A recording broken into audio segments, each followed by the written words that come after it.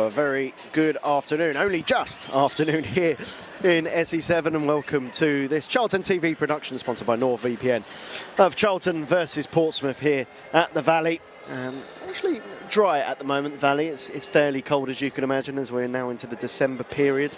And happy, ever so slightly belated, happy Back to the Valley Day. Everyone 33 years on since we played, of course, against Pompey, that famous day in 1992. And many of you who would have attended that game might be here today and actually not hearing a word of this, but many of you might have moved across the overseas or here in the UK, and I'm sure that day holds many special memories, and the subsequent memories, especially in those early periods in the 90s, getting to Wembley, back to the Premier League, and so forth. But yeah, very happy Back to the Valley Day, still our home, and hopefully always will be. You're very welcome here on Charlton TV, joined by myself currently, Greg Stubley. Alongside me, you will have Terry Smith and Steve Brown a little later to guide you through today's game. It's a slightly crucial game given the form of the two sides. Portsmouth have found themselves in the relegation zone after a poor run of form. Charlton themselves have, of course, as we know, have struggled with injuries. Been a bit of a brutal week last week with 3 tough fixtures, but back on home soil and her place, with the exception of that Southampton game and an unlucky defeat to Leicester, has been certainly a good place for Nathan Jones and his sides. But before we bring you the action, we are going to bring some pre-match coverage, and to begin with, we've got a feature for you that some of you may have seen yesterday. If you haven't, make sure you stand by for it. It's with Managing Director James Rodwell, who sat down with Charlton TV to look back at 2025. Jim, thank you for your time at the start of a very busy festive period. It feels like a really good opportunity to have a catch-up as we approach the Christmas marker point. Can I start by asking you how you reflect on the way that we've evolved as a championship squad over the past 4 months? Yeah, I think you probably got to go back and look at the entire calendar year. We tend to look at things in seasons in football for obvious reasons, but the calendar year has been some ride, culminating in a busy summer and a baptism of fire into the championship, which is where we all wanted to be. You know, I look back with a great sense of pride, really, in terms of the work that people have put in here, the shift people have put in, and the work that we've done. We've worked in a very process-driven, diligent way. So I look back at it with a real sense of pride, but with lots more to do. Last time we spoke was back in August at our last online meeting with directors. We assessed the brilliant start we'd made to the season, but you were very quick to point out to me, ask me again at Christmas. And that is in part because yourself, Nathan, the staff here have a lot of experience at the championship level, and you know all about the challenges that come. Firstly, I mean, I'm thrilled with how many points we've got to date. You know, we go into the season the minute the fixtures come out and you start tracking points and you look at where you might get them, and invariably you get these things wrong, but you've got to have a kind of a sense of where, some of the points might become yours. We knew it would be a roller coaster. We absolutely did. There were going to be difficult challenges. Thrilled with the start that we got off to. Not surprised by some of the more recent results. We looked at our last 4 games. We look at these things as a block. And it was always going to be an incredibly difficult 4-game run for us, particularly with some of the injuries that we sustained at Swansea. But injuries happen to everybody, and there are opportunities for other people. And what we've invested in here is a squad of what we think are very good players. But we have a lot of players that are also learning on the job. So I'm pleased with where we are currently. Nobody's getting carried away with anything. Nobody gets too down about anything either. We've had some, the Southampton game, for example. I mean, they were a Premiership team last year. Budgets in this division, the same as every division, are incredibly important. It's not rocket science to understand that, the more money that you spend, generally speaking, you get better players and you win more games of football. I mean, that is how professional sport and professional football tends to work. But we knew it was going to be difficult, and it has been. And we've come through this period, and we're looking forward to a really important game tomorrow. We seem very process-driven as a football club, which enables us to prepare to the best we possibly can. But are there any challenges that have taken you by surprise at all? Taken us by surprise? No, probably not. I mean, you hang around long enough in football, you tend to have seen everything, or you think you've seen everything. So no, I don't think there's been any surprises particularly.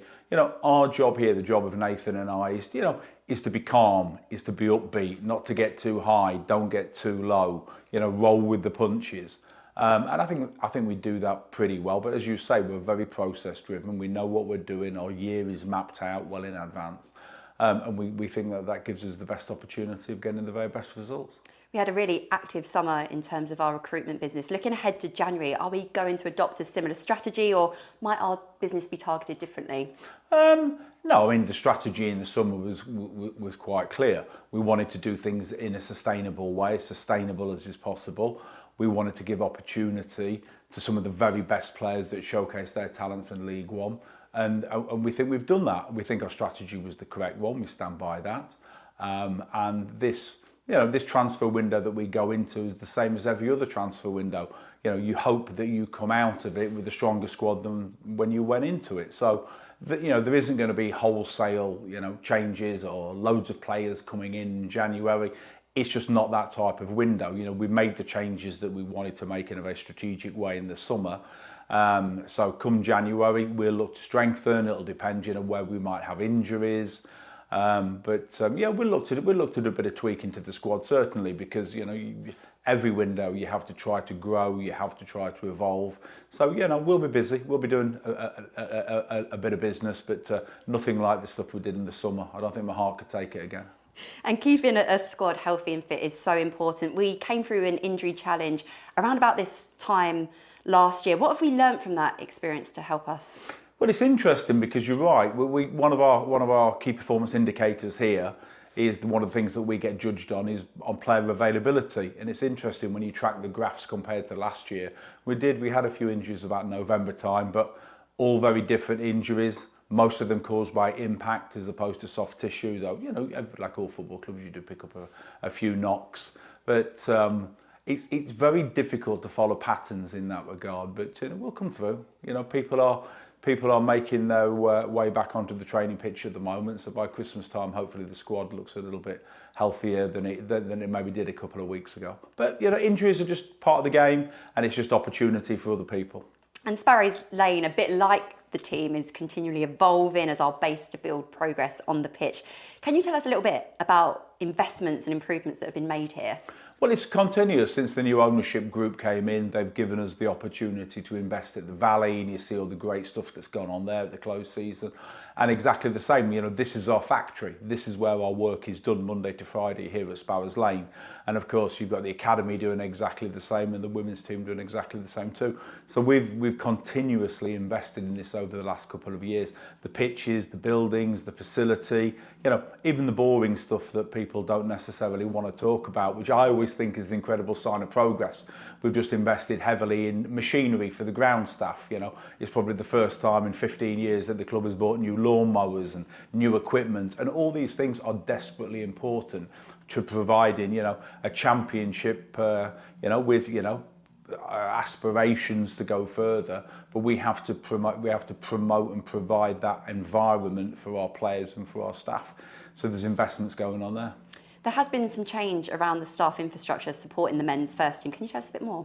Yeah, sure. I think one of the areas that we looked at in the summer, well, even going back from that, was the administration. Administration of football is desperately important. That's both in the men's team, the women's, the academy. As you go up the divisions, the mistakes that get made can actually cost you the most money. So, we've employed a couple of guys from Burnley. Connor Park has joined us. I've been trying to get Connor here for quite some time. I don't think it's any great secret that Connor joined us a couple of weeks ago as head of football operations. And we brought in a guy called Jack Tebbett, lifelong Charlton fan, who was head of player care at Burnley. So it's fabulous that we're attracting talent such as this, and they've both made quite a big impact since they've come into the building. But administration, it sounds pretty boring, and most of the time it is, but it's the sort of thing, if you do not get it right, it can lead to problems.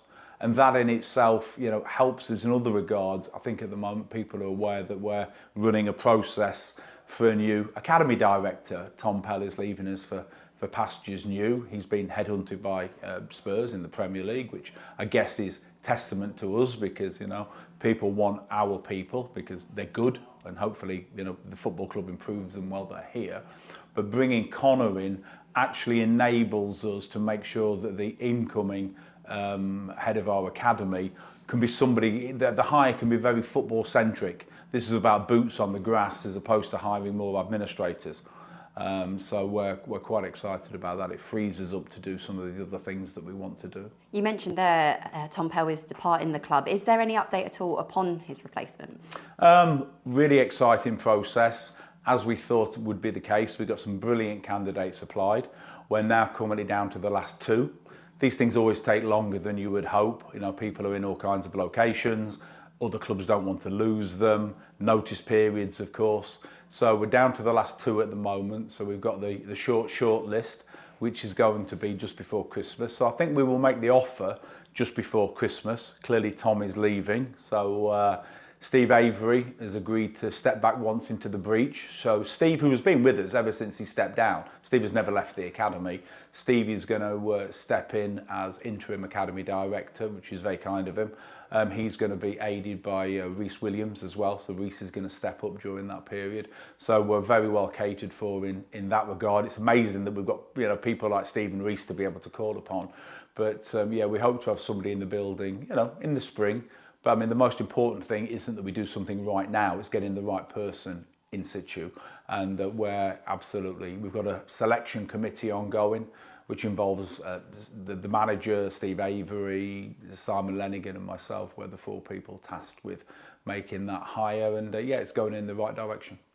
Another part of the football club going in the right direction, of course, is our women's team. Recently, a whole year unbeaten, flying at the top of the WSL too. Is there more we can be doing, are doing to help them on their promotion charge? They've been incredible, eh? I mean, Karen Hills is something else, quite frankly. Karen truly is a phenomenon. The job that those guys are doing is incredible. We're actually developing their facility up at Pippin Hall for people that aren't quite familiar with it. The women train on the same site as we do. They have their own facility just slightly to the north of here. But we need to improve it. You know, that needs to be better.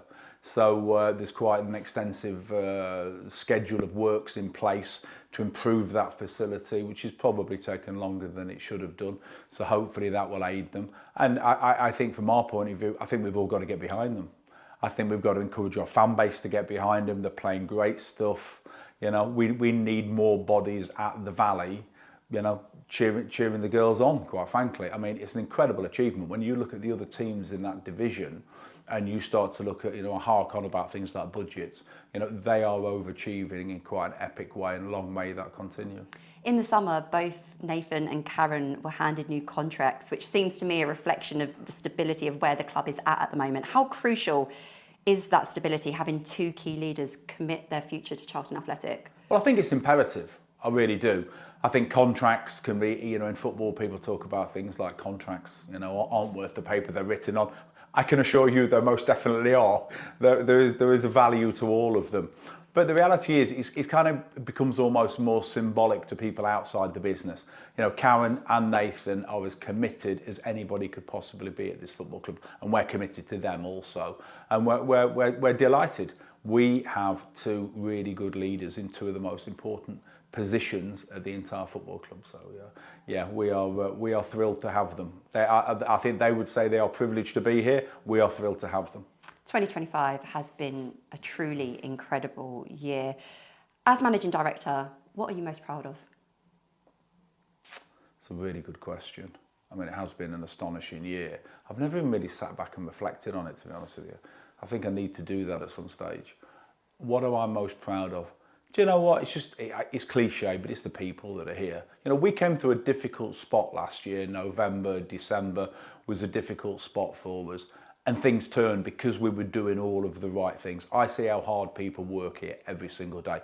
I see how proud people are with this football club. And whatever anybody thinks, you do not see that at all football clubs. This is a very special place. You know, that isn't me giving plaudits. I've, you know, been at lots of football clubs. And this is a very special place. And the pride and the way that people, you know, attend work, attack work every single day is really quite impressive. So what am I most proud of? Clearly I'm proud of, you know, the people, you know, the fans that followed us, you know, against Wickham at the final. I mean, I didn't know what to expect. I had actually been to a final at Wembley before, the ill-fated day against, the day that Charlton actually beat Sunderland. I was there at the game, but I wasn't quite sure what to expect, to be honest with you. And it was, it focuses the mind as well. You think, do you know what? To some degree, I'm responsible for the dreams and the hopes and the aspirations of a lot of these people. I'm a small part in that. And it just gives you that sense of responsibility, I think, which is quite useful. To have that kind of burden of responsibility, I think, is good. It focuses you. It's the thing that gets you to work every day and makes you behave correctly. So, what am I proud of?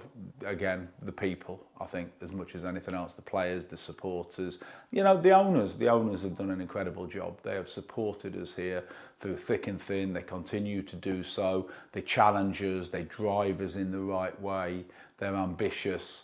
So I'm incredibly proud of the way that they've behaved, and I think Charlton fans have something that they can really believe in, and we will have ups and downs. We've lost 4 games. I mean, this is not surprising. This is not new news to us. These are just things that we know are going to happen. It's only about how we bounce back and what we learn. We have to learn. We learn about our players. We learn about ourselves. We get better. I think they're the important things. Finally, Jim, we know that this festive period, from our most recent experience, can be so influential in shaping a season. So what is your message to supporters?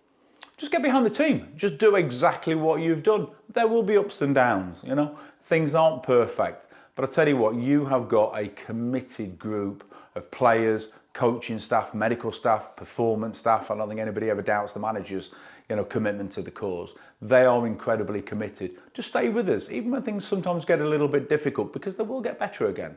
Absolutely they will. So just stay with us. Enjoy the football. Enjoy coming to the Valley. The away fans everywhere that we've gone, Coventry at the weekend, the proverbial Tuesday rainy night in Stoke. I mean, the away support has been absolutely fantastic. And I know that's something that the players really recognise and appreciate. But, I think people have maybe even forgotten a little bit what the Valley was like until it started buzzing again, particularly during the second half of last season. Let's just keep it that way. The guys at the Valley are doing an incredibly good job. The LED boards, the floodlights, the scoreboard, all this stuff is progress. I know people just want to see, and I understand completely winning games, but there is so much going on at this football club that people should be proud of. And, that comes from, the ownership and their diktats and, their financial support as well. So we're very grateful to them. Jim, thank you so much for your time. Really appreciate it. But there you go. There was James Rodwell talking to Charlotte Richardson, reflecting on 2025 so far. Now, I'm delighted to be joined by the legend that is Steve Brown. Brownie, welcome along, my friend. Good to have you, as always, in your new dapper coat, I must say. Nice. You look the part, look warm. It's very warm, yeah. It should be for the price. Burn a hole in your wallet. It did, yeah. Not even a Christmas present. I paid for it myself. I was wondering why you were a bit upset. Well, I washed me other one and it went, like all the feathers went, I ruined it. Yeah, it didn't go down well. Yeah. So any other laundry advice, please send it to Mr. Brown for his new coat. Don't come to me. Brownie, we've got a little video to show shortly of the goal a month. We'll need you to pick that. But before we do, just your thoughts ahead of today, just a quick summary of your kind of feelings going into this. And speaking to a lot of fans outside and in the lead up to this, they kind of, even before this season, looked at this fixture as these are the sort of games at home where if we want to stay up and to be successful in this division, these are the sort of games we have to win. Oh, yeah, I couldn't agree more. And then coupled with the fact that they're on a bit of a horrendous run themselves, they're making a lot of change to their side today, and that tells you that they're in terms of their managers, uncertain about players that he's got underneath him at the moment, because when results go against you, you second guess everything, you question yourself, you question the formation you've got, you're literally asking yourself so many questions that you can confuse yourself. But the fact they're making 6 changes when they've had one win in like 9 or 10 games tells you a story. But look, how I'd look at this is you never know how important a point or 3 points is until you get to the end. You go, that little last minute goal against West Brom and Albion, those 3 points were crucial, etc., etc. But this is one you absolutely cannot afford to lose. It's a very obvious statement, but that would be catastrophic if you lost this one, particularly with our home form here over the last 18 months, particularly the form they're in. This is not, like if you lose this one, you start to think that people are going to react. you're going to get a reaction. We can almost, talk away the last 3 results because they were very, very good opposition. Tuesday night away at Stoke, Saturday away at Coventry, very, very tough opposition. Southampton, we knew they were in a false position. We met them at the wrong time. We needed to meet them a couple of weeks before the previous manager left. And then you come to this game, and this is the first one on paper that everyone expects you to win. And so there is a bit more pressure today than perhaps on the last 3 that we've lost, just purely because we're expected to win and the way the league has suddenly started to form. We've got some interesting games coming up in December. You look at the Oxford game, you look at the Norwich game, and you look at this game. These are all teams that are below us. And we're expected to pick up points, particularly here at the Valley. So it adds a little bit of pressure to the performance, and the team that's been put out will have to deal with that. But yeah, I mean, we are expecting a result today, and like I said, that does add a little bit of pressure when you're sat in that dressing room. It's not like going away to Coventry where they're 10 points clear. This is Portsmouth in the bottom 3 on a horrendous run. This is one we've got to win. Well, certainly so. We'll have more thoughts from Brownie ahead of kick-off. But first, we've got goal of the month to show you. So let's have a little look at the selections Brownie's got to make shortly. Coventry first to it, ball forward looking for Kelman. It will find Kelman, a pound to Charlie Kelman! Gets his first Charlton goal! And what a start to the second half for Nathan Jones and his side!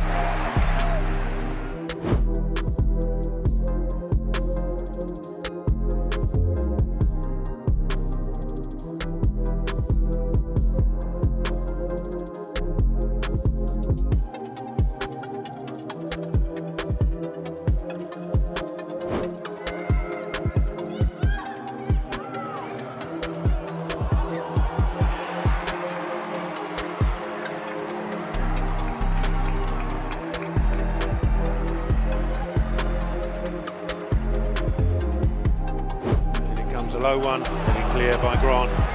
He picked up by Carey. Well, he almost got caught in possession, but he's made room for himself. Takes a shot, deflected, and it's got in! Stunning Carey! Deflected effort!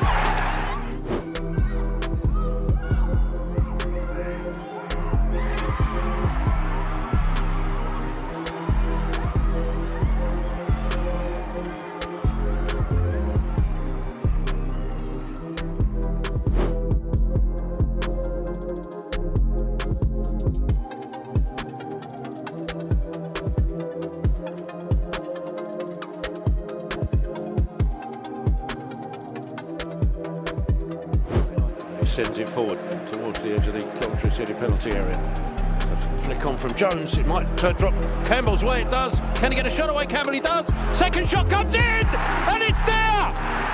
The Addicts and Nibs have opened the scoring after 12 minutes.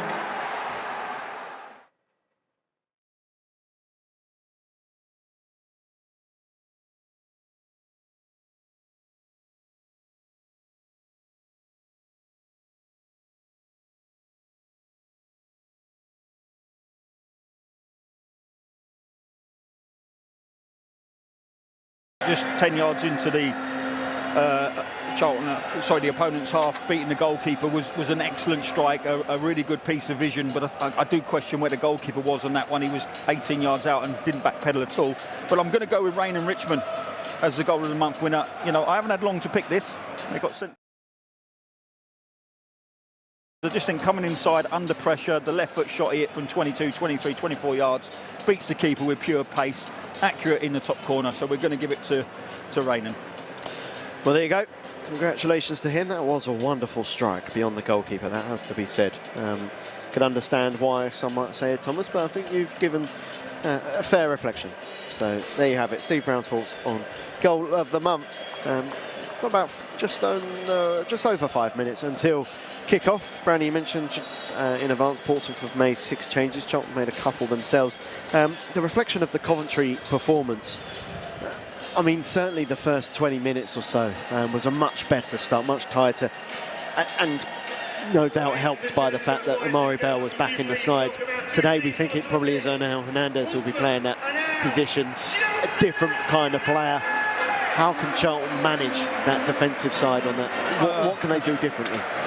They can leave him sat in a left wing back position rather than being in advance, because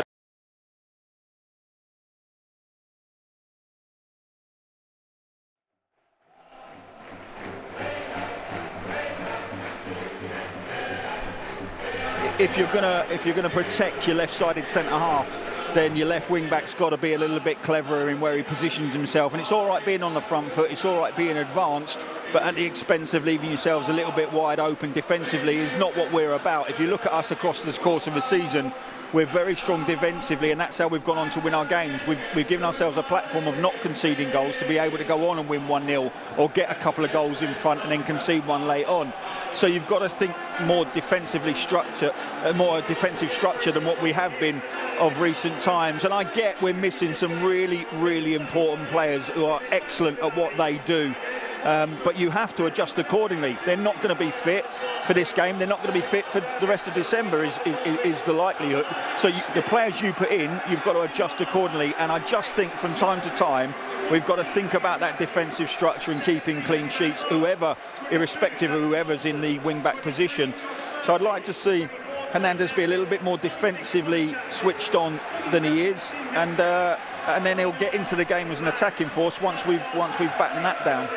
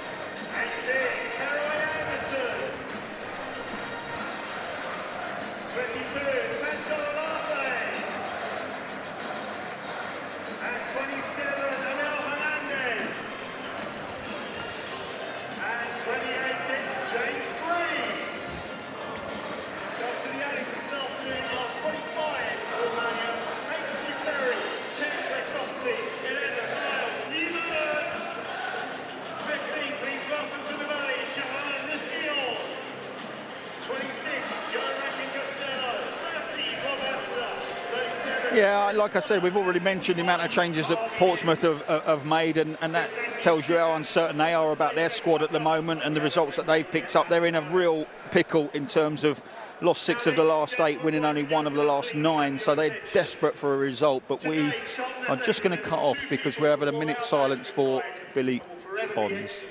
Everyone associated with our football club. Marvin Hinton and Billy Bonds, MBE. Both men started their careers here at Charlton, and between them they made over 200 league appearances for the Addicts before enjoying successful careers at Chelsea and West Ham respectively. Would you please now join us for a period of applause to remember 2 members and legends of our Charlton family. Marvin Hinton, Billy Bonds, MBE. Thank you.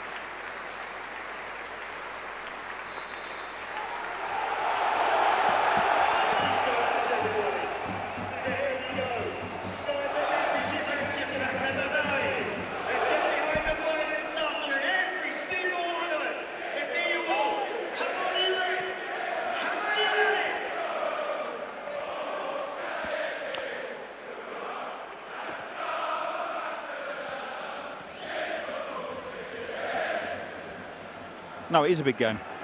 No two ways about it. With 4 straight losses. And you don't want it to become 5, particularly with the statistics that Portsmouth come with today. The worst away record in the Championship. They're on 1 win in 9. I wouldn't play down this game, Tel. I would say it is a game that we have to win. But more importantly, if you take a draw out of it and you walk away tonight and you go, OK, well, Portsmouth haven't closed the gap on us, you know, that would be palatable. But if you lose this one, then I think there's a little bit of a case for concern. But I don't expect us to. I expect us to get on the front foot here at the Valley. We've got an exceptional record despite the run of form we're in. It's explainable at times because of the teams we played against. But this is a big game, Tel. No two ways about it. Well, we're underway here at the Valley. Portsmouth getting us underway in white shirts, blue shorts and white socks. Charlton obviously traditional red shirts, white shorts and red and white socks. Portsmouth attacking the covered end in the first half and long ball forward. It's going to run straight through to Kaminski in the Charlton goal. I believe there might have been a dropout in audio just before we got started, so apologies for that if it's affected you in any way. Hopefully we're all back and running nicely as Charlton attack down the right hand side. Carey trying to go past his man. There's a collision in there, and curiously Carey judged to have been the aggressor in that incident, and Portsmouth have a free kick. Yeah, I've got to say I thought that was, if anything, the other way. It was a poor challenge from Boat, and I didn't see that in terms of a free kick to Portsmouth. It's been given. And it's on their left-hand side, and keeper Schmidt will come out to take it.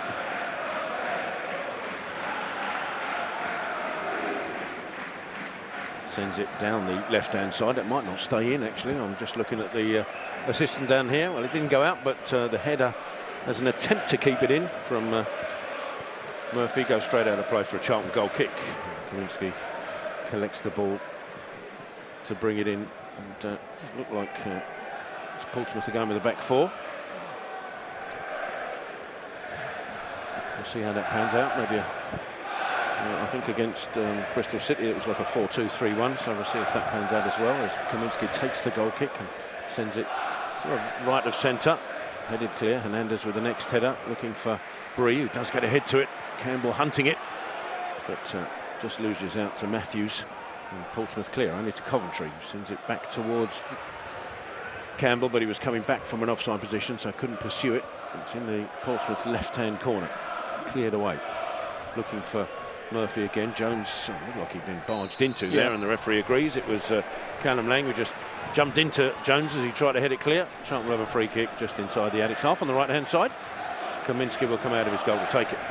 Yeah, correct decision as well. You can't launch into a centre half like that when he's heading the ball, and we should have pressurised the ball in the corner a bit better. I don't think we can afford to lay off today. That was it's an educated ball from Connor Coventry. It stayed in play. We should really pressurise that and not allow them to settle and clear their lines as easy as they did. Well, Kaminski will send this forward. Everybody in the Portsmouth shirt back on the edge of their area. It drops into the penalty area, and Gillespie will hunt it down on the left-hand side of the penalty area. In support of him is Anderson. Trying to find Anderson, and does so. Anderson back to Coventry. Portsmouth push out, trying to squeeze the space for Charlton. Hernandez in trouble on that left-hand side, and give Portsmouth credit for hassling the Addicks as we try to maintain momentum, but it's gone out of play for a Portsmouth throw on the right.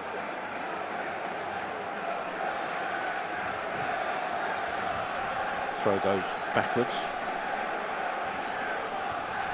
All the way to Schmidt in the goal. Campbell pursuing him. He has to rush it clear, and Jones will pick it up with Charlton, but he's just been had his pocket picked by Lang, and he fouls him, and Lang immediately looks for a yellow card, and the referee's bought it as well. Maybe it was a yellow card. Did he pull him? The referee books Jones quite early in this game. Yeah, not what you need. 3.5 minutes in as a centre half means you've got to be very delicate in how you approach any future challenges in this game, but yeah, not what you need. Defenders on bookings early in games. And Greg, somebody just informed me that it was the kicking the ball away afterwards which probably got Jones in the book rather than the tackle itself, which I wasn't paying attention of. I was too busy contesting the fact that it was being booked for a foul, but it's for kicking the ball away apparently, and so Portsmouth had this free kick. Chaplin sends it into the penalty area, headed back across the penalty area, and just momentarily Kaminski looked a little concerned that it might be dipping under the bar, and the ghost of the Stoke City opening goal started to haunt us there for a minute, but it's away for a goal kick. Yeah, we've had 2 free kicks into either box now, and both have been won by the opposition, the attacking side, and that was a free header for Pack. It's interesting because Pack drops into the back 4 to make a back 5 on goal kicks or anything from deep. He's going to attack the first ball, and the back 4 drops and stays as a back 4, which sort of tells you where Portsmouth are at. Kaminski's goal kick headed on by Bree, but he can't find Carey. It's cleared away by Swift. Only to Hernandez, and heads it up in the air a little, so Anderson's going to have to make a challenge. Does so, trying to find Campbell, but first to the ball will be Devlin. Forced back by Campbell to Matthews. Lets it run all the way through to Schmidt in the Portsmouth penalty area. 5 minutes gone, still goalless here at the Valley. Schmidt just trying to pick up a clearance, and in the end just launches it forward under pressure from Alefe, straight through to Kaminski. Yeah, this is 2 sides under pressure, isn't it, for results? We're going to see passes played like that go straight through to opposition goalkeeper, because it's no risk football at this moment in time. No one wants to give anything free to the opposition. Charlton trying to build down the left-hand side. Hernandez back to Gillespie. Looks to pick out Campbell, but it's deflected into the path of Carey, who's bundled into from behind. And Charlton will have a free kick on halfway. Swift, the guilty party. Yeah, the game will settle down in a minute. For the time being, it's a bit scrappy. Lots of little interruptions, free kicks, bookings, long balls. There's not a great deal of quality as it goes, but you can understand that. This is 2 teams on edge, and they'll need to find their footing in the game and settle down. Well, Gillespie sends both Ramsey and Jones forward, and then the bench has just told Gillespie to get forward himself, and Kaminski has come right away into just inside the Portsmouth half to take this free kick, and actually then goes short to Alefe, who'd come to the edge of the penalty area to receive it. Tries to take on Min Hyuk, but fails in that. And Portsmouth will break with Min Hyuk down the right-hand side. There's a run on the left, but cut out by Coventry, the attempted through ball. And Portsmouth still have it, though. It's on the right side of the penalty area. Lang drills the shot in. Kaminski palms it away. And Lang will retrieve it again in that right-hand corner. Takes it past Gillespie. Hernandez backed out, concedes the corner. Yeah, and I just can't understand that. You load the box with all your centre-halves. Your goalkeeper comes 60 yards from his goal line to take the free kick, and we slide it down into an area where we're 2v1 against and lose the ball, and we're now facing the corner against. That has to be questioned. Portsmouth on the right-hand side for this corner. Again, a short one this time to Min Hyuk. To the edge of the area where Murphy was waiting, and he disguised that attempted shot straight into the back of the covered end. Goal kick to Charlton. We've had 7.5 minutes, still goalless here. Yeah, and you find in modern day football that teams protect the width of the goalposts, and so you're going to see 2v1s from corners. You're going to see shots coming from the edge of the box, because statistically that is a very low percentage of conceding goals, and which is why you see this from time to time. But yeah, it's how it led to the corner would concern me. That was our free kick. We should have been at least challenging a ball in their box and not defending a corner. Well, the goal kick was flipped on by Bree to no avail. Portsmouth have it back in the centre of their defence with Matthews. To his left is Swift. Swift plays down by Coventry, and I'll switch it across to the opposite side on the right, and does so to Devlin. Devlin, ball down the line, looking for Min Hyuk. Hernandez gets a foot in and stops it from going away from a corner. Concedes the throw by the corner flag. Min Hyuk takes it quickly back to Devlin. Swift coming across the penalty area, but he goes backwards to Pack. Pack does now find Swift behind him. In turn, goes back to Matthews. The ball forward, looking for Pack, but it bypasses him, and Charlton have it back. Anderson, little touch to Coventry, across to Carey. Carey going on a run over halfway, just holds it up as Ramsey offers himself in support. Now Carey again. And Anderson and Charlton go back across to Gillespie, further across to Hernandez. Covered by Min Hyuk, so goes backwards to Gillespie. Now Coventry short. Jones once more, looking for the expensive crossfield ball, looking for the run of Bree. It's going to be a job to keep up with that, and doesn't manage it. Covered by Swanson. It runs away for a goal kick. Yeah, it's got to be much wider. It's a missed kick of sorts, because if you drill in that long diagonal, it's got to be giving the wide player a bit of chance to get on the end of it. Once it hits the inside channel, bouncing around the edge of the 18-yard box. It's going to be well covered off by the fullback, in this instance, Swanson. But this has turned into not a bad start from Portsmouth. We've already had multiple attempts at goal, albeit off target. Goal kick taken short and then drilled away by Schmidt, looking for the run of Murphy, and well, it managed to run through to Kaminski, but it wasn't far away from connecting to that run of Murphy. Whether he was onside or not is a debatable one, but just momentarily there was a concern at the covered end. Yeah, well, you certainly don't want to see him on the inside of our left side, our right side of centre half. Outside shoulder, no problem, but not on the inside shoulder. Jones has it for Charlton, goes back to Kaminski. He's got a lot of Portsmouth players in front of him, so goes long, looking for Breed. Lovely flick on from Breed. Carey will pick it up for Charlton. Tries to go on a little bit of a run, but he's blocked by Bowatt, but his out ball goes straight to Anderson, who finds Campbell to the left. Cuts in on his right, Campbell. Still Therese Campbell. Can he get a shot away? Instead crowded out. Little 1-2 attempted with Bree and cleared away eventually by Murphy, straight to Gillespie. Hernandez out to the left. Ball, lovely ball through the middle. Carey can't collect it, and LFA can't pounce on the rebound. And it's through to Schmidt. Yeah, just wouldn't settle for Campbell. He just tried to get that half a yard to get that right shot away, low down to Schmidt's left-hand side, but he just couldn't get that half a yard. And the extra touch, and he had to offload. But better. Swift back to his keeper, Schmidt, who again just about gets it away. Jones first to react for Charlton, up to Anderson. Trying to let the ball run, but a lot of Portsmouth players in attendance, and it's Pack who comes away with the ball. Out to the left-hand side, and Swanson, who goes down, and for a moment didn't look like the referee was going to give anything, just play on, but he does almost eventually give the free kick, and there's something in the covered end happening. There's a medical issue in the covered end, and we're just holding play momentarily to make sure that incident can be dealt with. Yeah, something's going horribly wrong away to our left. A lot of waving by fans in the covered end to try and get the attention of the playing surface. The referee finally noticed it, and players are now coming across to the dugouts to just take some fluids on board, as we hope that medical emergency will get itself sorted satisfactorily up in the covered end. But in the meantime, start a little bit anxious for Charlton, Brownie, and you said that both sides looking for a confidence boost, and at times in this opening, 10, 12 minutes, it does feel like that. Yeah, and it's one of those cases where that's understandable with the positions that the two sides find themselves in results-wise, but this part of being a professional footballer is keeping all that under wraps and bringing out a composed performance. What I would say is, when you're in a position where you kind of need a result, or the result's paramount, or it's really, really important, you've got to do things that play to your strengths. We have scored 10 of our last 18 goals have been from set pieces. So when you get a chance to load an opposition box and then pressurise the opposition defence, why would you choose not to do that? And I get you trying to be a little bit different at times.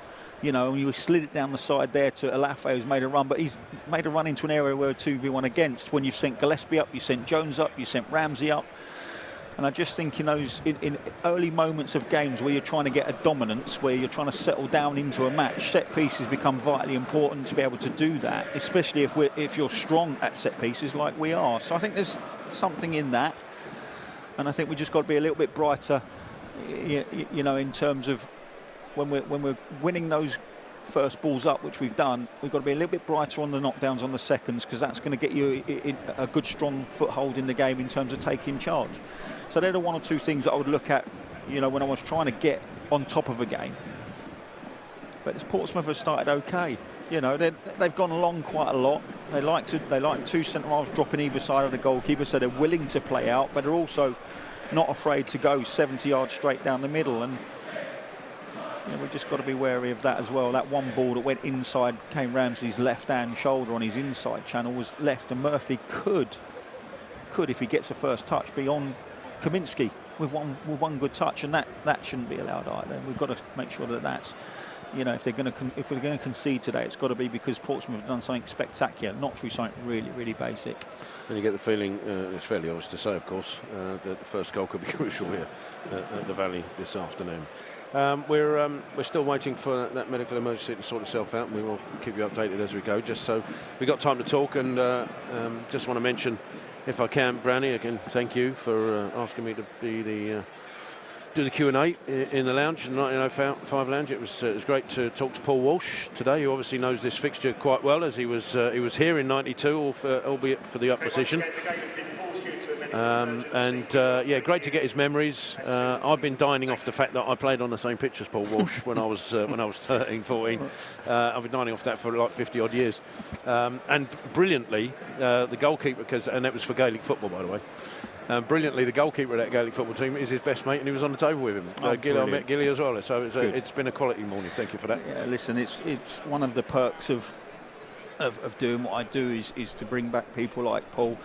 I didn't get to see him today. I was busy doing other stuff, but I would have brought up the fact that I was substitute in a reserve team game at Spurs. I played for the youth team in the morning at the training ground.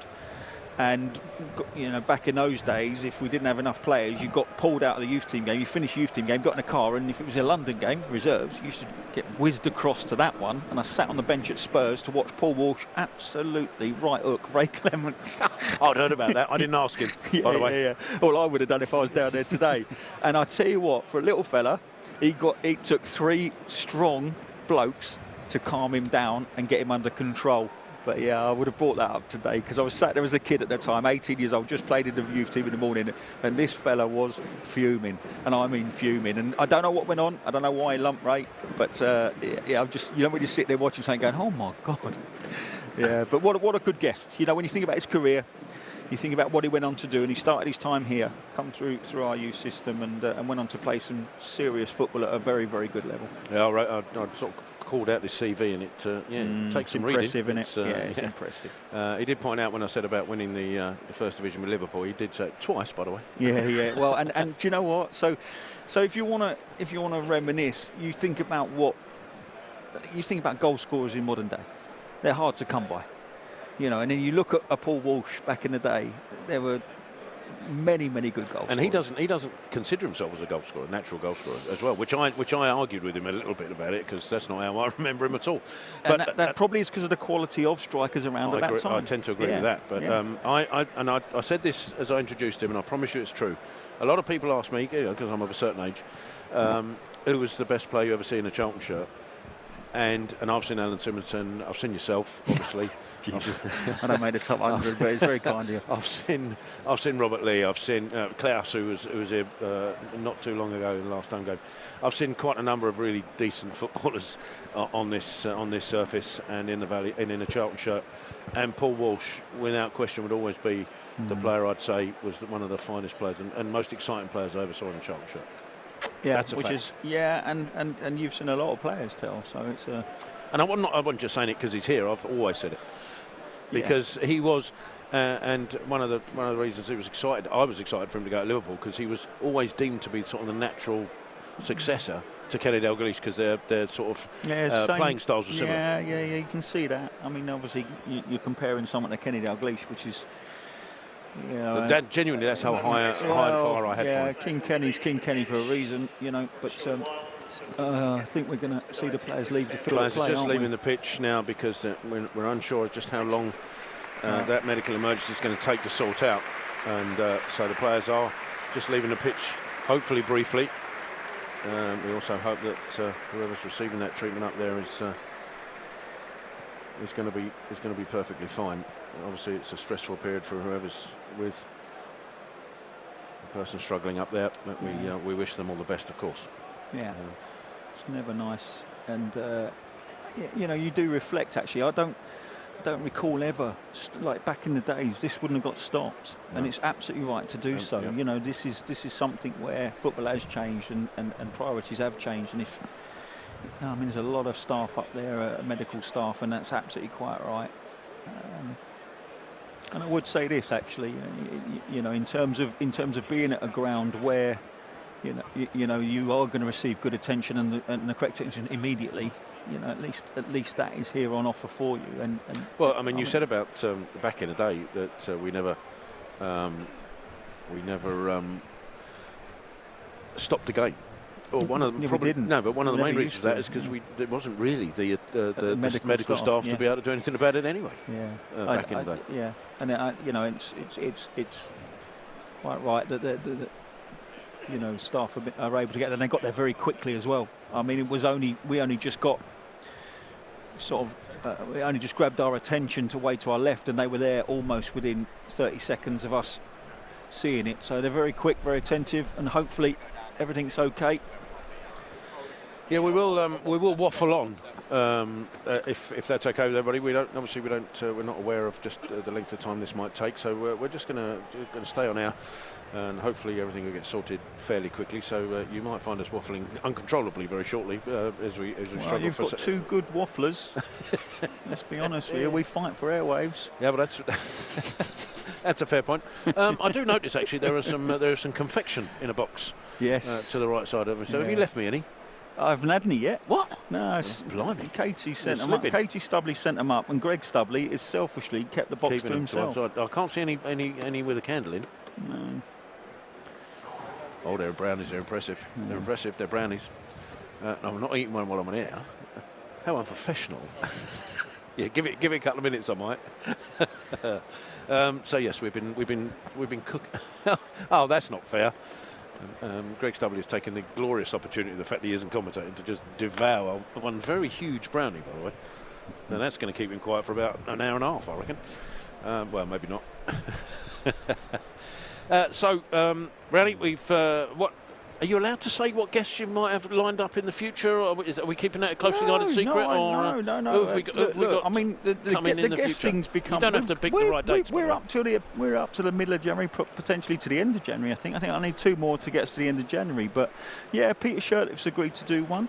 That'd be quality. Yeah. I've got Dean Kiley coming in. Darren Prattley's going to come back and do one. Brilliant. Yeah, because the one thing I do struggle with, Tel, is from about 2010 onwards, people don't seem to want to show anywhere near the level of interest of people before 2010. And people might think, you love Brown. He's just, it's mainly people from sort of like 1985 onwards, because that's kind of, I came here in 1988 and left in 2002, and that's not the case. I try on a weekly basis to get people in from 2010, 2012, and beyond that.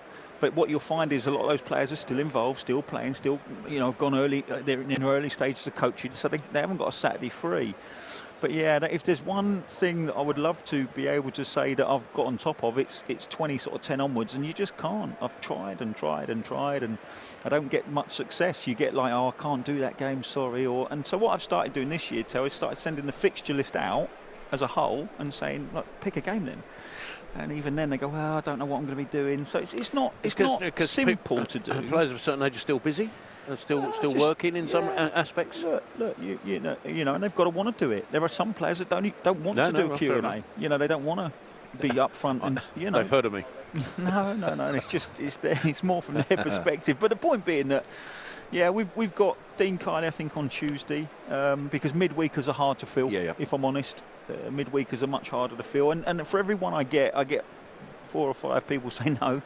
So it's and it wasn't a job that, if I'm going to be really honest while we're waffling away, this is something that's just fallen at my feet in terms of this wasn't something that I was brought in to do. I was brought in to resurrect the ex-players, but providing ex-players for hospitality isn't specifically a job that I was tasked with, but it's just fallen at me because I got about 8 guests in really quickly when they started doing it again, and it's never changed. Well, I've got to say, from a personal point of view, I'm enormously impressed. Thank you very much. Well, look, you do a great job, Tel, and your knowledge of Charlton and its history is wonderful, and that's why when you have a Paul Walsh, it's not done from a text off of Wikipedia, it's done from knowledge, and that makes a huge difference. It's like your tour with Klaus Jensen the other week. I called you up, and let's go down this road, is that I call you up, you do me a favour by coming in and doing a tour for nothing, because it's Klaus Jensen, and you love to entertain ex-players, and you're very good and knowledgeable about what you do. So when we get down the tunnel, you've got a story. When we go to the media suite, you've got a story. When we go to the museum, you've got a story. You know, so it's only natural that you go and do the Q&A. You have a lot to offer in that respect with Charlton's history and watching the players. You know, I did see a very dodgy photo of you and your sister, actually. She sent it to you, didn't she? She did send it to me, yeah. Yeah, that was a shocker. Day. I mean, I listen. This weekend in 1992, I did, yeah, absolutely, and that's why it got sent. It was Back to the Valley Day, which, you know, means a lot to a lot of people. Well, just to update you that whoever has had the medical emergency or is experiencing the medical emergency has been taken out on a stretcher. We obviously don't know the details of what that emergency is, or obviously how the person is in terms of the recovery. So we obviously fingers crossed and everything's crossed, and we wish them all the best, and hopefully a positive outcome is going to ensue from this point forward. But the medical staff are now leaving the area, and yeah, our thoughts are with whoever that is on the stretcher and their family and friends, and hopefully everything will be perfect. Yeah. And by the way, that was just a very nice way of telling me I don't shut up. No, not at all. Not at all. No, which is no. fair. Listen. You know what I get labelled with, many different things, and one is talking too much. But if you're a certain way and things click into your brain, it just comes out your mouth before you can think. that's pretty. If there was anything that summed me up, that's about it. And like in life, some people will like it, some people won't like it. Some people will tell you you're doing a good job, and some people will tell you you're rubbish, and that's life. That's the way it is. And that's, you know. But we are the man in the arena, if you like. And then my family send me pictures like they sent the one to you. Well, it was the jeans that done me. They were quality, weren't they? It's the sort of thing I would have worn, yeah. Which is no compliment, by the way. I'm impressed you didn't talk about the facial hair. No, that was uncontrollable. I mean, I can't talk today. Oh, no, good point. I can't talk today about facial hair. I look like a homeless person. But I don't know if that's politically correct these days. My sister has always complained the fact that my mum knitted her a woolly hat for said occasion, a red and white one. Yeah. Now, I already had the Charlton hat, the ski hat, so I didn't need it. Plus, I think she was the only one, given the hair that she had on her head, by the way, she was the only person that hat had fit. She did allude to the fact that you were the golden child. Yeah. Well, I mean, that's obvious, really, isn't it? Well, I don't know. I mean, surely that doesn't. It's some things that go without saying. There's a bit of bitterness in the text. Yeah, I know. When you walk around with sort of gold glow around you, it's hard to escape. Yeah, well, that's something. I mean, she's been bitter about that hat for 33 years. Yeah. Bless her. I thought she looked lovely, personally. Yeah. So we're not sure quite how we're proceeding from this point forward. The medical emergency now seems to have gone to elsewhere. I'm sure that their job isn't finished yet. So you're going to have to warm up again, that's for sure, because I can tell you from playing perspective that you get 10-15 minutes into the game, and that is about where you're up. You're now at full pelt.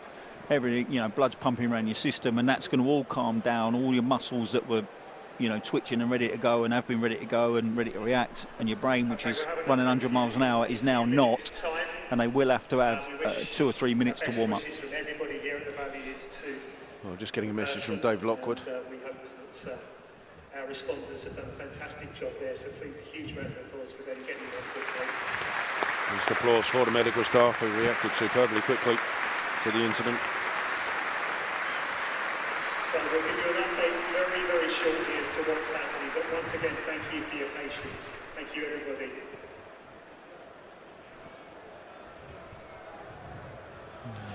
So we're just waiting to hear what the update is as to the restart time. Not quite what the protocols are for this type of incident and situation.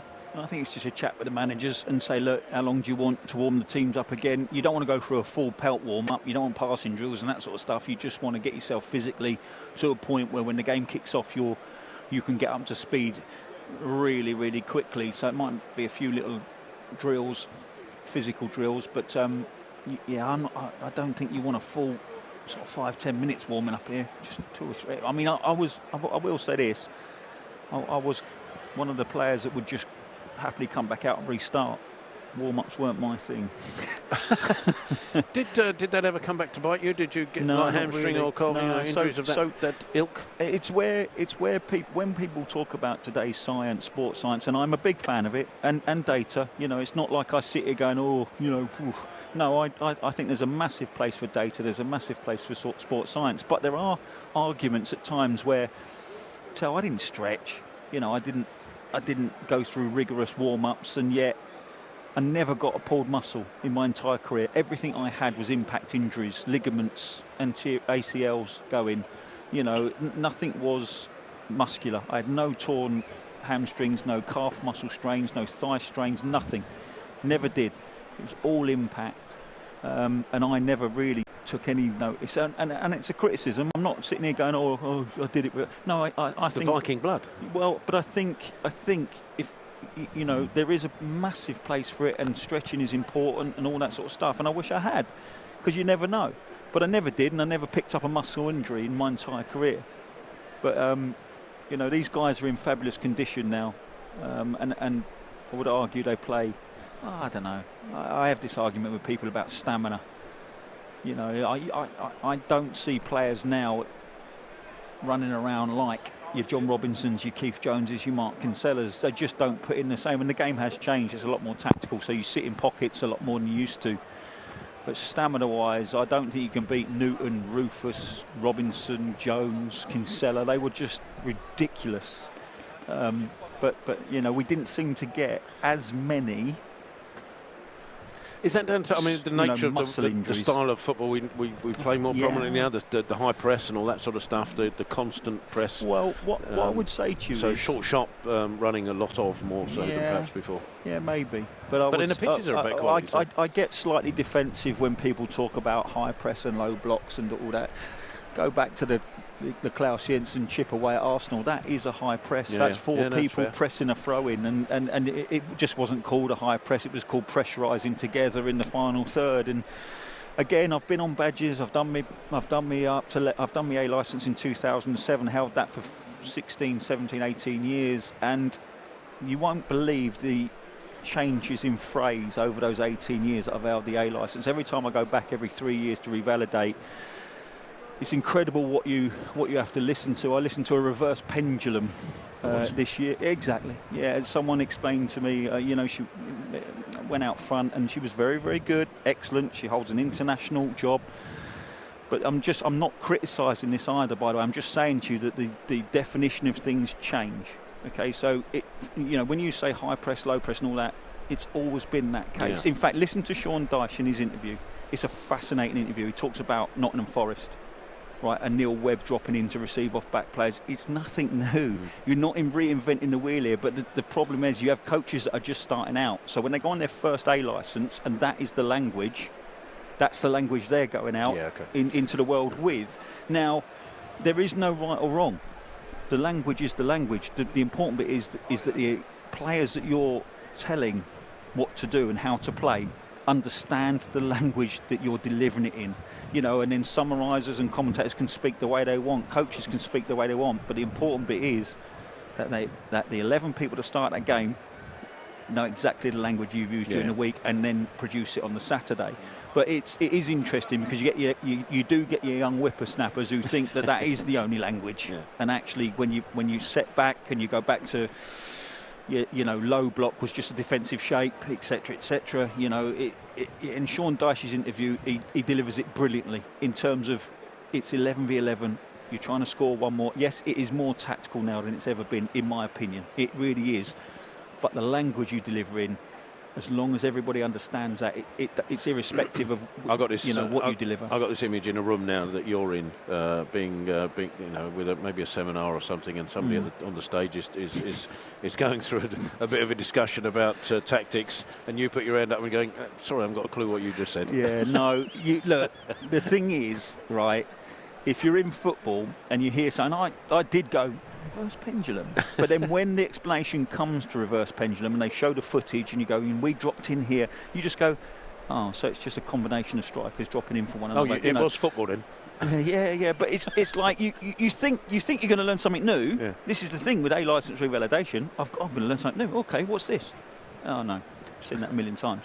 You know, and that's the issue with coaching. And people that are just starting out their journey think that they are reinventing football, and actually they're not.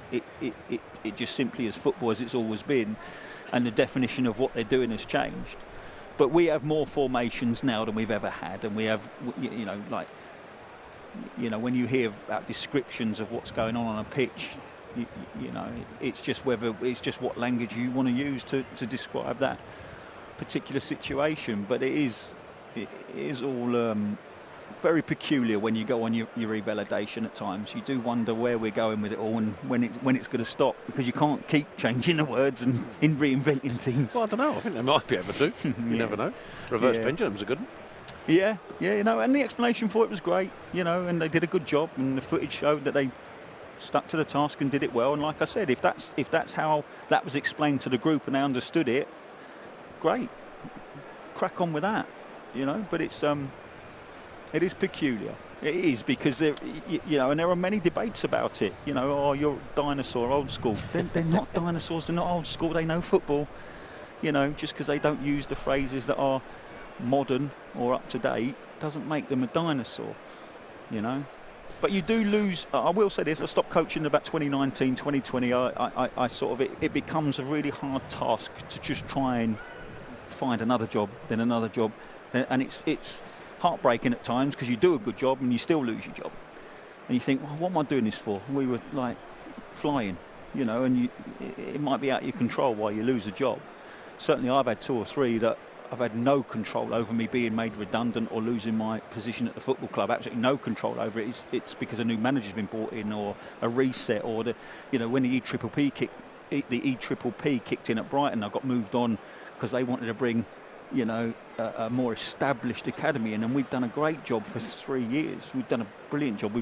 5 players were in the first team at that point, and lost my job there through no fault of my own. And it becomes a bit like, why am I continuing to do this? It is a thankless task, and I do tip my cap to people that stay in the game, have a longevity, where it might. And when you look at people and you go, it's had 8 jobs. Yeah, that's football. There's nothing you can do about it. And then when they go, oh, he dropped into non-league, so he can't be that good. No, they're still really good. They just need to find a way to earn a living. You say that, and I was watching, and funnily enough, yesterday when I was not finishing the prep and all that sort of stuff, Charlton Sunderland, the playoff final, the last Sunderland Charlton Sunderland playoff final, which we won with Bauer in the last. So the Lee Bowyer one. Yeah. The manager of Sunderland at that point, I'm trying to remember his name now, and it's escaped me. Jack Ross. He's now at Newcastle. Something like head of analysis or something. Yeah. So it's just weird how, you know, 1 minute you're a manager of a Sunderland big club at Wembley, and he's still at a big club, but he's now a head analyst rather than actually as a manager. Because you're finding a way to earn a living, and essentially, you know, there aren't enough jobs to go around. I've got a fascinating PowerPoint presentation on life after football, and it's not good reading. Like it does make you question why you actually do it, because there aren't enough jobs to go around for the amount of coaches that convert every summer. But it's one of those things where if you look at Ian Dowie, who had a run with Crystal Palace from 3rd bottom in the Championship, got them promoted, obviously came here disappointed, but I think he's an accountant now.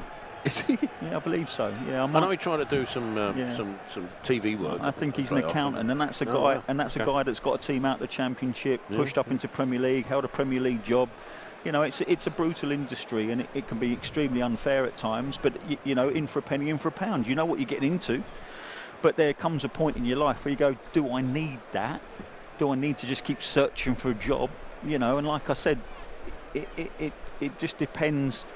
It just depends whether you are prepared to live anywhere in the country, you know, uproot yourself and move away. And I'm not prepared to do that. Never have been. I've never moved outside Sussex. So, well, to be fair though, there are people in obviously in football that have achieved and then sort of drifted away and not quite achieved anything higher than that. But I think with you know, obviously a Premier League footballer, quality footballer that you were, you can now tell people that you're talking absolute nonsense with Terry Smith on a regular basis. I mean, there is no greater accolade. I do tell people. I said I've landed right on my feet. And Greg Stubby, by the way. I said I don't have to say a lot.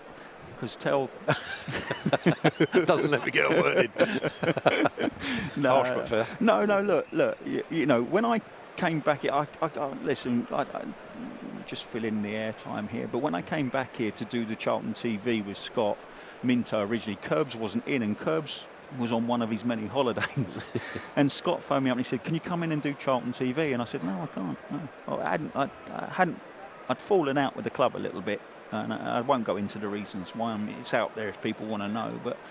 Yeah, I'd fallen out with the club and I didn't want to come back, and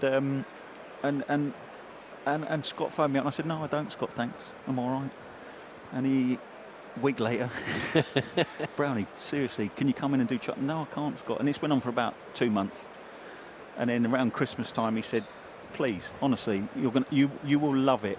You will absolutely love it. It's two blokes talking about football." And I said, "Scott, I'll do it for you as a favour." And now look where we are.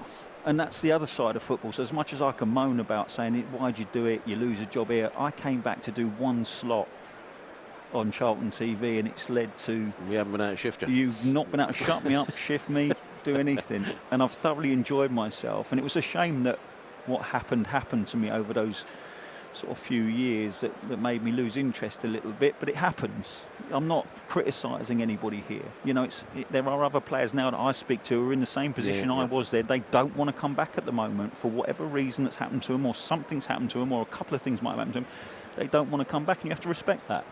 Not everybody gets on with everybody, and that's the the sum total of it. But I did come back for just one outing. That's all I was due for. One little trip down memory lane on Charlton TV has led to me being back here full time, which is a blessing. You know, and I'm very, as you know, I'm quite humbled by the whole situation, and I find myself in a lovely situation where I get to work with some very good people, some lovely people, and I get to see... And us. Yeah, well, no, it was you guys. But there's, I didn't listen to the Jim Rodwell interview, and it was a sort of breakdown of the previous 12 months, I believe. And there's lots to be proud of. There's a promotion in there. But the one thing I see behind the scenes is that it's all the people that work here that don't get the recognition. They're not out on a pitch every week. They haven't, they're not 17,000 people here today coming because there's 3 or 4 people behind the scenes doing a lot of great work.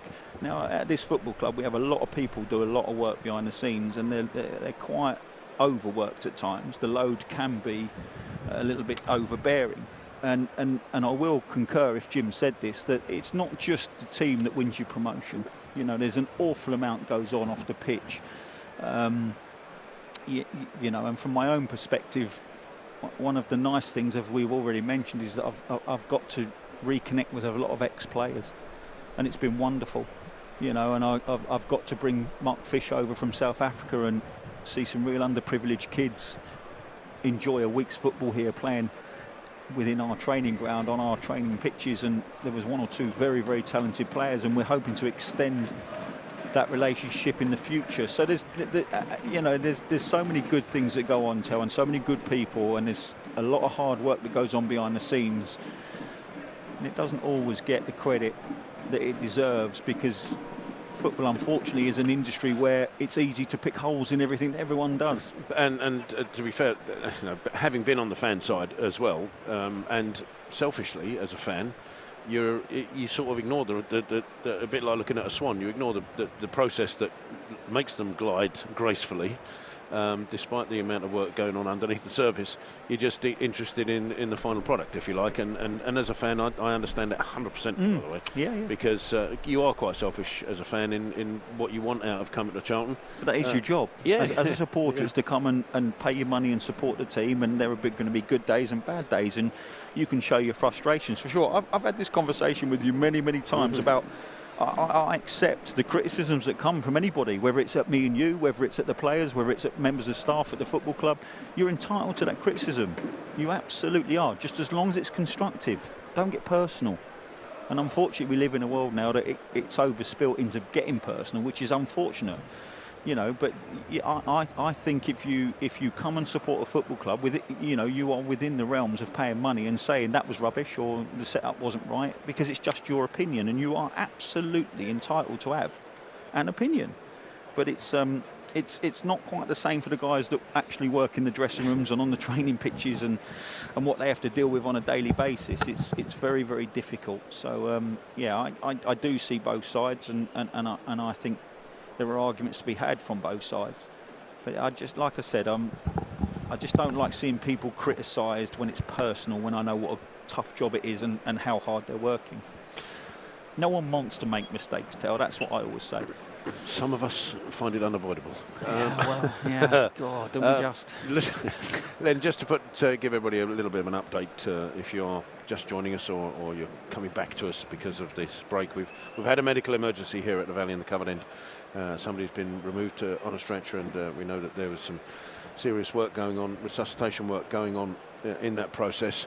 Obviously, in terms of a restart, that's still a little bit up in the air, not least because the medical team that would have to follow the person on the stretcher to the hospital and to hand them over to other medical staff. So we can't operate as a football ground and a football club without medical team on site. So we have to, whatever happens, we have to wait for them to return to be able to. So there's a chance this could get called off. If we don't get a medical team back, then I don't know. Okay. I don't know the protocols, but or if we don't get a replacement medical team here, then there is a possibility, I guess. But it's a bit like. It's like when you call for an ambulance. When an ambulance takes you to the hospital, that ambulance has to stay with you till the doctor releases.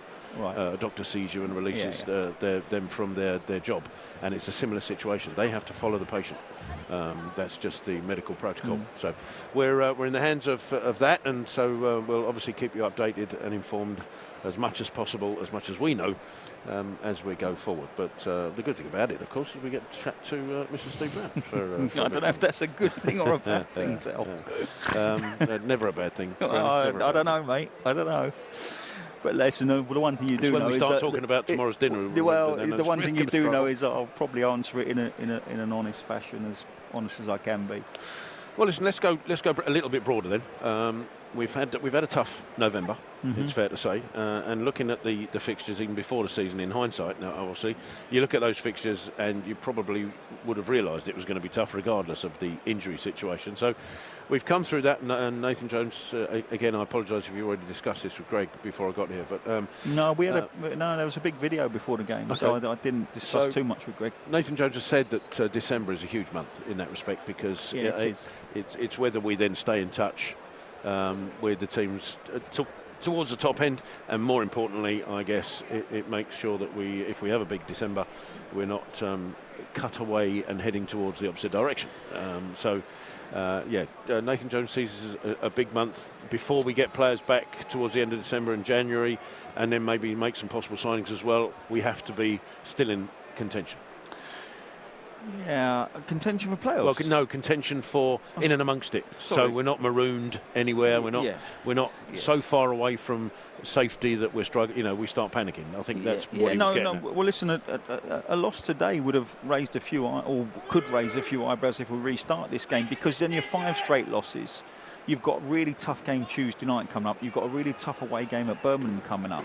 Right, and you will get the doom and gloomers suddenly piling on, and I get that. Again, it's not a criticism; it's just expected. It's quite, people have to understand that when you're within the 4 walls of football, you kind of can predict an awful lot of reactions, and you can kind of predict an awful amount of what people are going to say. It's quite predictable at times, and what you have to do is make sure that you just, you stay on track and in your own lane and concentrate on what you can do and what you can affect. Outside noise is outside noise. But if we suddenly went no result today, no result Middlesbrough, no result Birmingham, it really puts the pressure on at home to Oxford, Norwich away and Portsmouth at home. But I think if you sat here now, right, and we were just before kick-off and you said if we can pick up 9 points in December, there is 9 points in those fixtures for me. Despite the run we're on, there is 9 points. My biggest concern is the players that we have missing they're not squad players, they're starting players. And what people have to understand is whatever level you're coaching and managing at, whether it's National South or the Ishmael Premier or right up into the Championship and Premier League, if you take out your top 4 players or 4 of your most important players, everyone struggles. All right, so you have to have a little degree of sympathy Now, the undercurrent to that might be, okay, well, one or two of them came here with a bit of an injury record. Okay, that's fine. But we are finding our feet in the Championship after a League One promotion where we were playoffs. We've been backed by a decent amount of money for the first time in a long time by the ownership. That hasn't happened for a long, long time. Not to the amount that they've put in, all right? So I would always reset to staying in the Championship is everything this year. And I wouldn't panic just yet. I wouldn't start hitting the panic button just because we lose today or lose. Like, there's a long way to go, and staying in the Championship is primarily the target. But you do get itchy feet, don't you? You know, if you start to get on a run, and I understand that. But it's again making sure you're rational with your criticism. You know, if there's something happens today that's rational in why you can criticise, great. But don't just pile on for the sake of piling on, because it's not helpful. But what I would say is, I think if you look at today, you look at Oxford, you look at Norwich, and you look at Portsmouth, we do expect to get results in those games, Yeah. right? But the two in between are very tough. Middlesbrough's tough, Birmingham's tough. But those other four in December it's reasonable for us to sit here today and say, you do expect to get some kind of result from those four. Whether one's a draw and there's a couple of wins or whatever, you do expect to get results. But there's a pressure now because we've gone from sort of really comfortable in the top half of the table. 4 results later, we've slid down the league a little bit, and the relegation zone is a bit closer than it was. There is no reason to panic just yet, in my opinion. It's just making sure that we give ourselves the best opportunity moving forward. There's still a relatively healthy gap between us and the bottom 3, but there's 4 games coming up in December that you would expect to add to our tally. And it would be, I think from a Charlton fan's perspective at least, the quicker we get to a sort of reasonable points total, I agree. The better everybody will feel, especially towards the end of the season. Nobody really wants. But that's everyone, Terry. Yeah, absolutely. That's ownership, that's staff, that's players, that's fans, that's everyone. You've seen what the Championship brings this year. We've had a taste of it. We were 9 years in League One out of 10. Right, and you come back up to the Championship and you're away at Derby, it's 30,000. You're away at Birmingham on next Saturday, it's going to be 30,000. You know, wherever you go, there's a great crowd. No, from our perspective, it's where we want to be. Right, but from our perspective as media, we get into a proper media room with proper people, with proper. I hate to say this, but with hospitality that befits a Championship club. You know, and then you can end up going to Accrington. With all due respect, if you think back a few years back, we were going to Forest Green, to Accrington. Just cutting you off, Crosshair, because there is an announcement. We can give you a further update, but please bear with us. We appreciate your support. Dave Lockwood just advising everybody to bear with the club, asking for patience just to, while we understand and get a grip with what's happened here this afternoon. We have had a medical emergency, if you are just joining us, and we're just waiting for the outcome of that emergency. Obviously, we're desperately hoping whoever was involved is going to recover perfectly. The medical staff in attention we have to have back, so that's another reason that we might have a delay in restarting. So just to put you in the picture, we're just waiting for an update on that, and that's where we are at the minute. Yeah, and listen, if anybody's getting uptight about this, then they need a little wobble. You know, the fundamental thing is whoever was taken out on a stretcher can recover. Listen, you give yourself a wobble if you're getting frustrated. You know, but again, you know, we'll go back to what we were talking about, Tel, and you have only got 2 spots really that you've got to avoid. You know, Sheffield Wednesday are gone. You know, and that's a slight. And I will say this: I had a discussion with somebody in the week about Sheffield Wednesday and teams that are going through the mill. You know, no one likes to see a club going through what they're going through. It's horrible. The ownership have let them down horrendously. But hopefully they're back on an even keel, and they'll go back down into League One. They're going to have to rebuild. They're a huge club, Tel. They're absolutely. a fantastic club. They're a huge club, and they will come back.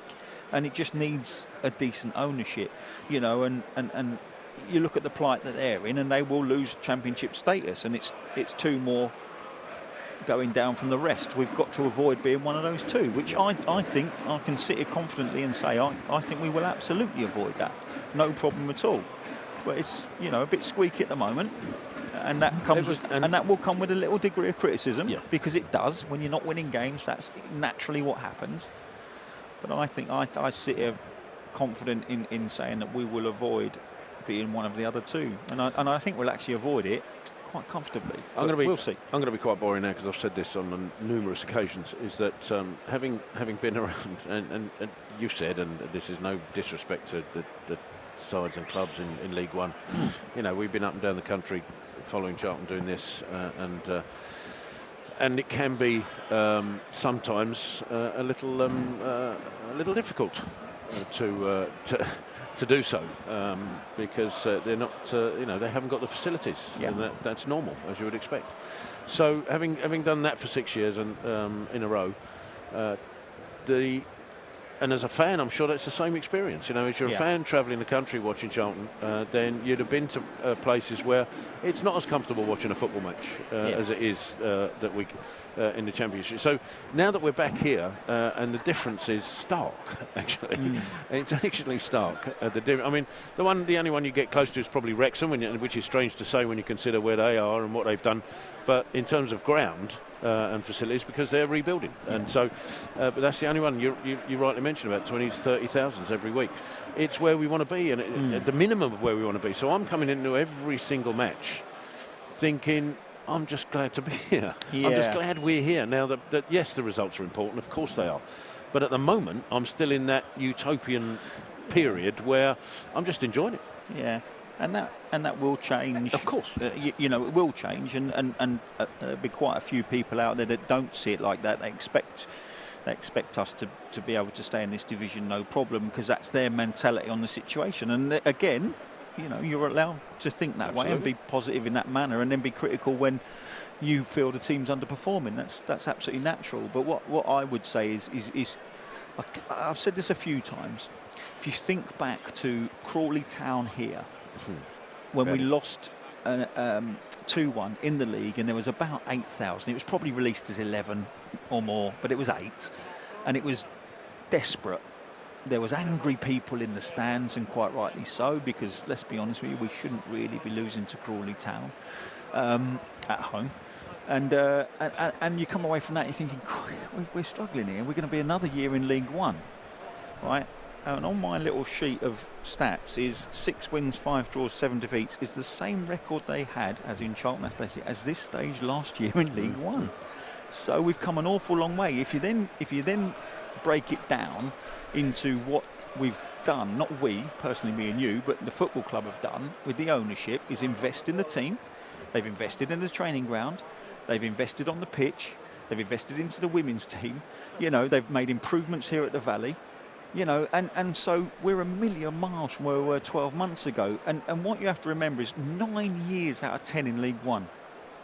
And what you tend to do is you leap up into the Championship and you forget that.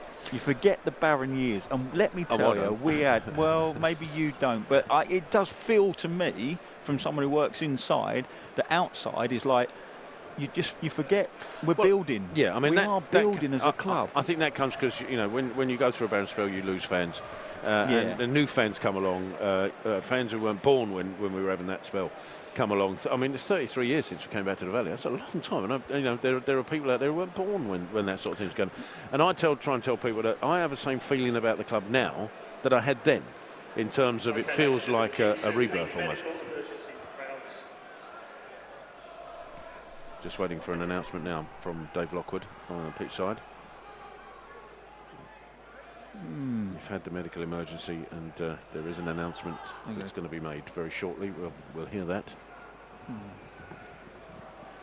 And Dave was about to announce it, and I think he may have been given a little bit of an update. That's going to draw some negative attention. Which it shouldn't. Yeah, but I think that might be Dave has been told. Yeah, absolutely. He's had a tug. Happened. Yeah, he's had a little tug on the shoulder, hasn't he? Yeah, don't worry about that. I think personally that this might have affected Dave. Okay.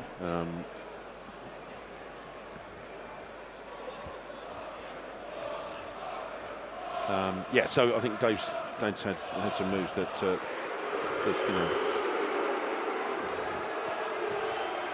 affect him slightly, so he's going to just get his thoughts together.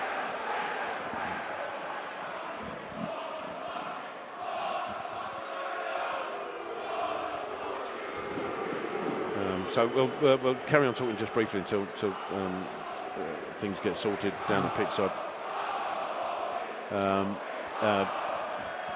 Because I get the feeling the news won't be particularly good. So we'll pause. Okay, right. Sorry about that. Now, due to a medical emergency in the crowds, this afternoon's match has been abandoned. So the game has been abandoned. Thank you for your patience and understanding. And everybody here at Charlton sends their very best wishes to the supporter affected. And we thank our medical team. So the game has been abandoned, ladies and gentlemen, because of the medical emergency. I'm sure there are a multitude of complicated reasons. We listed one earlier on that has resulted in that decision. And so, sadly, today's game, because of the medical emergency, has been brought to an end prematurely. I'm sure information will be sent out in due course as to how we proceed from here in terms of rescheduling the game. But sadly, because of the medical emergency, today's game has been brought to a close. Our best wishes, of course, to the family and friends and the person involved in that medical emergency here at Charlton. So it will remain for me just to say thank you for your patience. Apologies that we haven't been able to bring you anything further in terms of information, and then in terms of obviously match action. But again, thank you for your patience. Thank you for being here on Charlton TV. My thanks to Lewis in production earlier on today. Appreciate it. My thanks obviously to you, Steve, for being alongside me, and to Greg Stubley as well. But from us at the Valley, with Nathan Jones and John Mazzino coming out to thank the fans for their patience and understanding, and we will rejoin you, hopefully, and everything all being well, on Tuesday night as we take on Middlesbrough. Hopefully, restrictions allowing, you'll be joining us on Charlton TV if you're not here at the Valley, of course, in person. So in the meantime, try and have a good weekend if you can. But from all of us here on Charlton TV, take care. Bye-bye.